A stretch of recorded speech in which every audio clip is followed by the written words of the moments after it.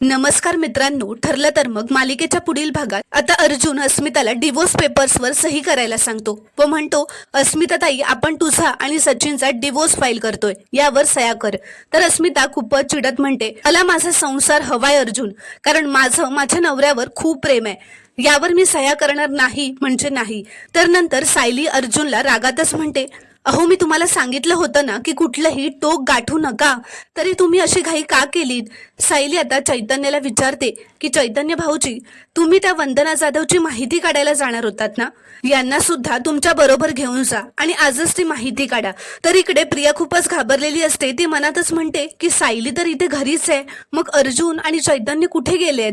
तर आता अर्जुन चैतन्य पोलीस स्टेशनला आलेले असतात. तिथे तो हवालदार त्यांना वंदना जाधवचा फोन नंबर आणि पत्ता देतो. तर मित्रांनो, आता मालिकेत एक नवीन व्यक्ती येऊन एक नवा ट्विस्ट आपल्याला पुढील भागांमध्ये पाहायला मिळणार आहे. तो पाहण्यासाठी चॅनलला प्लीज सबस्क्राईब करा आणि व्हिडिओला एक लाईक नक्की करा.